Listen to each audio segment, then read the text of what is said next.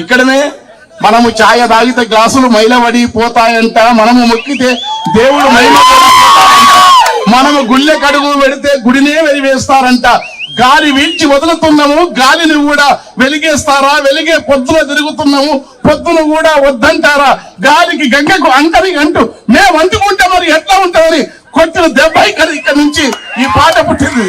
ప్రపంచవ్యాప్తంగా మేము తల వంచితే గర్వం అంట, తల వంచితే వినయం అంట, తల ఎత్తితే గర్వం అంట, తెల్ల బట్ట గడితే నేరం, తెలివే మన పాలిన శాపం అని రకరకాల ఉద్యమాలకు నేపథ్యమైన ఈ ప్రాంతం నుంచి ప్రజల యొక్క వేదనను, ప్రజల దుఃఖాన్ని, ప్రజల బాధను, ప్రజల యొక్క పడుతున్న తపనను, ప్రజా ఉద్యమాలు ఇంతమంది లాడుతూ ఉంటే నిమ్మకు నీరెత్తినట్టుగా ఉంటే అది ఈ ప్రభుత్వాల ఎన్నికలకు అది అనేక విధాన ప్రజల నుంచి వచ్చే మౌనమైన హెచ్చరిక కాదు, అది అలంకార భూషణం కాదు. ఉండటం వెంటనే స్పందించాలా, నిజమైన నేరస్తులు ఎవరు అరెస్ట్ చేయాలా, వెంటనే ఆ పాపకు కావలసిన మంచి అది ఎంత దారుణం జరిగిందో ఈ దారుణాలన్నీ జరగకూడదు.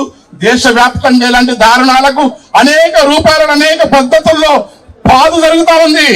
అటు తెలుగు రాష్ట్రాల్లో మిగతా ప్రాంతాల్లో కానీ వీటన్నిటిని వేదిక నుంచి ఇక్కడి నుంచి మొదలు కావాలా. ఒక మహోన్నతమైనది ఇక్కడ కులాల సమస్య కాదు, మానవ ప్రవృత్తిలోని ఆధిపత్యం, అధికారం, వెలిసిన బలవంతమైన అహంకార పూరిత స్వభావం ఈ దేశంలో తరతరాలున్న వ్యవస్థ ఒక మనిషిని తక్కువ చూస్తే ఈ వ్యవస్థ కూకటి వెళ్ళతో ప్రకటించాలన్న మహాసింహ అంబేద్కర్ ఆలోచన మేరకు ఒక మహోన్నతమైన మానవీయ సమాజాన్ని లేకుండా చేసే కుట్రలో భాగంగా జరిగే ఘటనలు ఖచ్చితంగా మనం సీరియస్ గా ఎదిరించాలా. దానికోసం పోరాడుతున్న వీళ్ళు అన్నయ్య పెద్ద ఆయన వచ్చినారు, ఇంకా ఆయన మాట్లాడలేక నేను ఇంకా మాట్లాడను. జై భీమ్.